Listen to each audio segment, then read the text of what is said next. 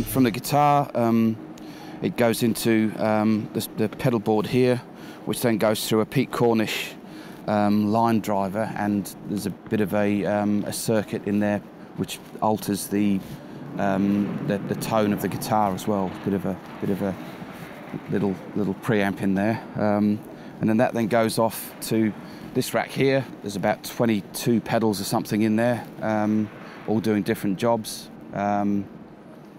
and some of them are older than me. As I said before, they're quite old ventures. I've got a very old Dynacomp there that for some reason when we play in Germany in 2 cities, it picks up all the television channels, so that's a new modern one which doesn't. So we use that one as an emergency backup when we play in Germany.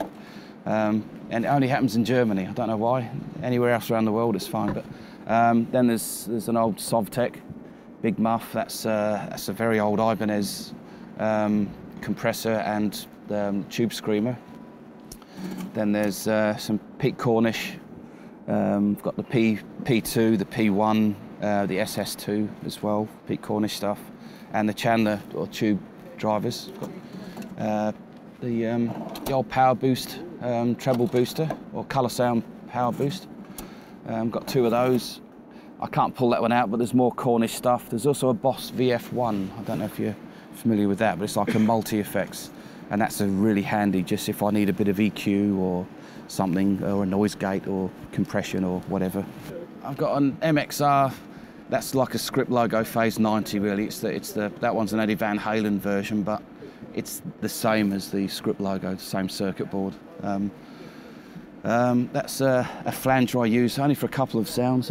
Back in there you can't see it, but there's an electric Mistress Deluxe, and the old one, the green-faced logo electric Mistress as well, the 18-volt version.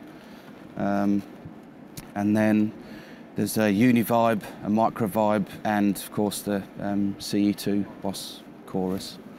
So all that goes through, which then goes into the second rack.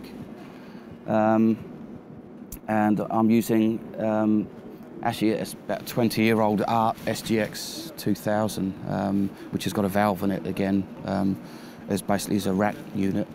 And I use that for a bit of EQ, some distortions, but more as EQ and control. That splits the signal into stereo, which then gets routed and then fed also through a Lexicon PCM 70 for delays, which is a lovely unit for delays.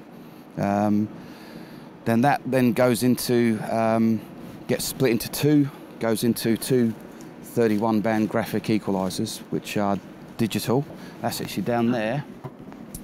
And once again, they're German, and so every single sound has its own curve, and then the sounds that go to the amplifiers go through a graphic, have their own curve, and then that all gets fed into this mixing desk, which is a Yamaha OV1, I think 96, and that's a digital desk. So once again, every single sound has its own mix, and that then blends the DI'd sound with the amps, the 4 microphones on the amps, and the 2 microphones on the Leslies, and everything's in stereo.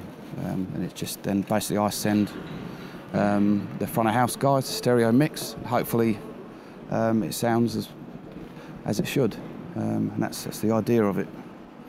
So it's great when it works.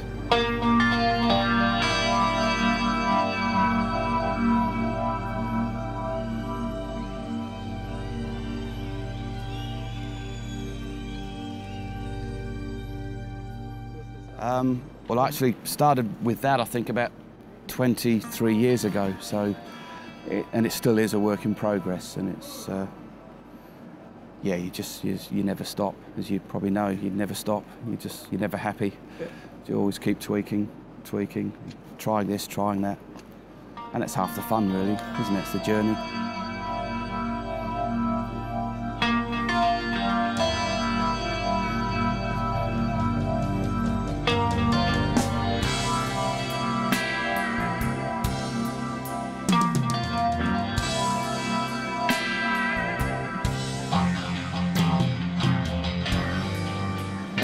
That one's just a...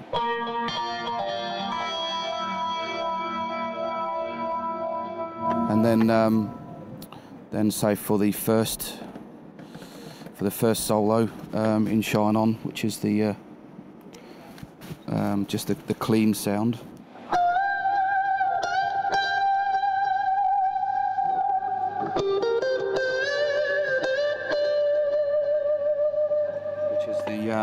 Which is the Dyna comp, which gives that little pop, yeah, that little pop plosives in it, and the sustain, the ramp up, and the fall down, and it's just got a nice sound about it.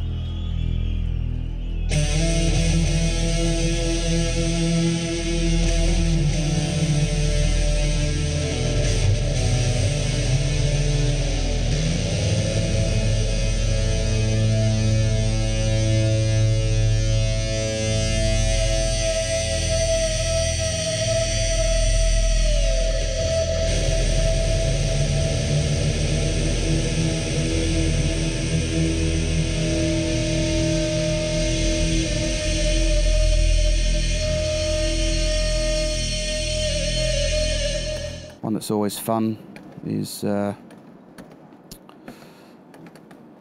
sorrow sound. I've got to be careful of the volume of this, but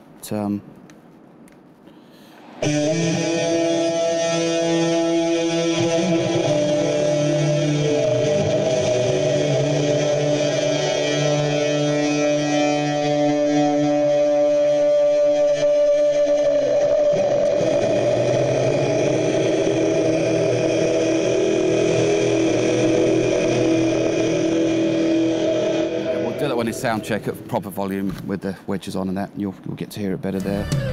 Sweet smell of a great sorrow lies over the land, and plumes of smoke rise, merge into the leaden skies. A man lies and dreams of green fields and rivers, but awakes to a morning with no reason for waking.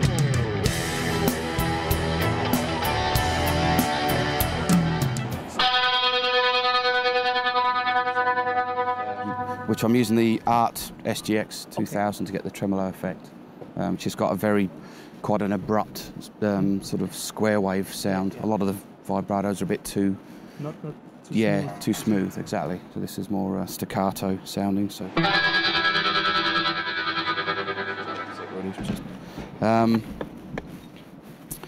Crikey, I've got 100 sounds, but it seems odd, doesn't it? I think it's difficult today. Yeah.